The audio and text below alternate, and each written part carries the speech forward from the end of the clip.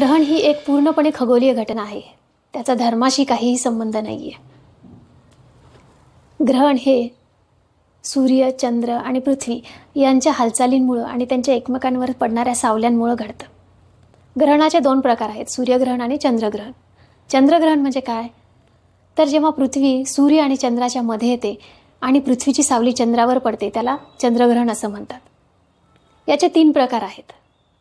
जेव्हा चंद्र पूर्णपणे पृथ्वीच्या सावलीत जातो आणि लालसर रंगाचा दिसतो त्याला ब्लड मून किंवा पूर्ण चंद्रग्रहण असं म्हणतात. जेव्हा चंद्राचा काही भाग पृथ्वीच्या सावलीमुळे झाकला जातो तेव्हा त्याला आंशिक चंद्रग्रहण असं म्हणतात. जेव्हा चंद्र पृथ्वीच्या सौम्य सावलीत जातो त्याला अल्प चंद्रग्रहण असं म्हणतात. येत्या रविवारी 7 सप्टेंबरला दिसणारं चंद्रग्रहण हे पूर्ण चंद्रग्रहण किंवा खग्रास चंद्रग्रहण आहे. ते भारतासह आशिया, ऑस्ट्रेलिया, युरोप आणि आफ्रिकेमध्ये दिसणार आहे. येत्या रविवारी दिनांक 7 सप्टेंबर 2025ला भारतामध्ये खग्रास चंद्रग्रहण दिसणार आहे. ग्रहणाला आपल्या शास्त्रामध्ये आणि धर्मामध्ये विशेष महत्त्व दिलेले आहे आणि खास करून गर्भवती स्त्रियांसाठी काही नियम बनवलेले आहेत आणि त्यांनी ते न पाळल्यास बाळावर अनिष्ट परिणाम होतात असं सांगितलेलं आहे. त्याला ग्रहण पाळणं असं म्हणतात. हे ग्रहण पाळायचं असतं वेद काळापासून. तर रविवारच्या ग्रहणाचे वेद सुरू होतात ते दुपारी 12:37 पण गर्भवती स्त्रिया, आजारी अशक्त व्यक्ती, वृद्ध आणि छोट्या मुलांनी हे वेद सायंकाळी 5:15 वाजल्यापासून पाळायचे आहेत. या वेदकाळामध्ये आपण भोजन घ्यायचं नाहीये पण आपली नित्यकर्म चालू ठेवू शकतो. ग्रहणाचा जो मुख्य पुण्यकाळ आहे तो सुरू होतो रात्री 10 वाजल्यापासून ते मध्यरात्री 1:30 वाजेपर्यंत. या 3.5 तासाच्या कालावधीमध्ये आपण भोजन घ्यायचं नाहीये, पाणी प्यायचं नाहीये, एका जागी बसून राहायचंय, मलमूत्र विसर्जन करायचं नाहीये, अभ्यंग करायचं नाहीये आणि काम विषयसुद्धा घ्यायचा नाहीये. या कालावधीमध्ये आपण होम हवन, जपजाप्य, धार्मिक ग्रंथांचं वाचन आणि मुख्य म्हणजे दान करू शकतो. या ग्रहणाचे बऱ्याच राशींना काही शुभ फल आहे, काही राशींना अनिष्ट फल आहे. तर ज्या राशींना अनिष्ट फल आहे त्यांनी आणि गर्भवती स्त्रियांनी हे ग्रहण पाहू नये असं आपल्या शास्त्राने सांगितलेलं आहे. ॲज अ डॉक्टर आम्ही यातलं काहीही रेकमेंड करत नाही.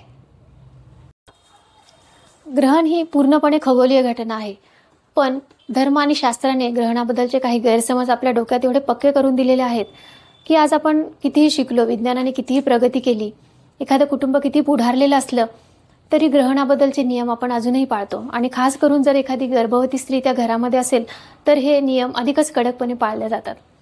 तर हे ग्रहणाबद्दलचे नियम काय आहेत की ग्रहणामध्ये गर्भवती स्त्रीनं बाहेर पडू नये, तिने कपडे धुवू नयेत, केस धुवू नयेत, नख कापू नयेत, कपडे शिवू नयेत, विळी आणि सुरीचा वापर करू नये असं सांगितलेलं आहे. तिने एका जागी बसून राहावं, जेवण घेऊ नये आणि अगदी मलमूत्र विसर्जनसुद्धा करू नये इथपर्यंत नियम सांगितलेले आहेत. ग्रहणामध्ये जर आपण अन्न घेतलं तर ते विषारी होतं असं सांगतात. ग्रहणामध्ये आपण बाहेर पडू नये आणि मंदिरंसुद्धा बंद ठेवायला सांगितली जातात. ग्रहणामध्ये लहान मुलांनी बाहेर पडू नये आणि आपल्या पाळीव प्राण्यांनासुद्धा बाहेर सोडू नये असं सांगितलं जातं. ग्रहणामध्ये आपण जर बाहेर पडलो तर आयुष्य कमी होतं इथपर्यंत सांगितलेलं आहे. ग्रहण बघणं हा एक अपशकुन आहे असाही एक गैरसमज आहे. तर याबद्दलच्या कुठल्याही गैरसमजाला वैज्ञानिक पुरावा नाही. ग्रहण ही एक पूर्णपणे खगोलीय घटना आहे. त्यामागे कुठलेही अपशकुन किंवा अशुद्धता नसते. ग्रहणाच्या बाबतीत जे काही नियम बनवलेले आहेत त्यामागे पण एक बेसिक थॉट आहे, एक लॉजिक आहे. ग्रहणात बनवलेलं अन्न खात नाहीत. पूर्वी काय व्हायचं, त्या काळात वीज नव्हती, फ्रीज नव्हते, अन्न टिकवण्याचा कुठला मार्ग नव्हता आणि ग्रहणात प्रचंड उष्णता वाढल्यामुळं शिजवलेलं अन्न खराब होत असावं आणि मग ते विषारी झाले तर ते आता खाऊ नये अशी प्रथा बनली असावी. शिजवलेलं अन्न असेल तर त्यावर तुळशीची पानं टाकतात. तुळशीच्या पानामध्ये अँटीबॅक्टेरियल प्रॉपर्टी असते, त्यामुळं अन्न शुद्ध राहतं आणि त्यानुसार ती प्रथा बनली असावी. ग्रहणाच्या सुरुवातीला आणि नंतर अंघोळ करायला सांगतात, तर त्यामागे स्वच्छता आहे एवढंच एक लॉजिक असावं. गर्भवती स्त्रीने पाळायचे नियम काही बनवलेले आहेत. ग्रहणामध्ये प्रचंड अंधार होतो आणि त्यावेळेला जर गर्भवती स्त्री काही चिरायला गेली, काही कापायला गेली किंवा तिने काही सुईदोऱ्यांनी काम केलं तर काही टोकदार वस्तूंचा वापर केला तर तिला चुकून इजा होऊ नये म्हणून तिने ह्या गोष्टी करू नयेत असं सांगितलेलं असावं. ग्रहणाच्या वेळेत आपण दान करावं ही एक चांगली गोष्ट सांगितलेली आहे. ती आपल्या सामाजिक ऐक्यासाठी खूप पूरक ठरणारी गोष्ट आहे. चंद्रग्रहण नव्हे तर फक्त सूर्यग्रहण हे डायरेक्ट डोळ्यांनी बघू नये. तसं केल्यास रेटाना खराब होऊ शकतो आणि कायमचं अंधत्व येऊ शकतं. ह्या एवढ्याच एका गोष्टीला ग्रहणाच्या बाबतीत वैज्ञानिक आधार आहे आणि त्यामुळं ग्रहणाचा आपल्या मानवी आरोग्यावर, आयुष्यावर, अन्नावर किंवा पोटातल्या बाळावर कुठलाही परिणाम होत नाही. ग्रहणाबद्दलचे नियम पाळले नाही तर बाळावर काही परिणाम होतो का किंवा बाळामध्ये काही दोष तयार होतात का? तर अजिबात नाही. बाळामध्ये तयार होणारे दोष हे पूर्णपणे त्या आईचं आरोग्य, तिचा आहार, हॉर्मोन्स आणि अनुवंशिक कारणांवर अवलंबून असतं. तर ग्रहणाबद्दलचे काय गैरसमज आहेत? ग्रहणामध्ये गर्भवती स्त्री बाहेर पडली, तिने ग्रहण बघितलं, तिने काही कापलं किंवा काही चिरलं, काही शिवलं तर बाळामध्ये दोष तयार होतात. त्यामध्ये कुठले दोष आहेत माहिती आहे का?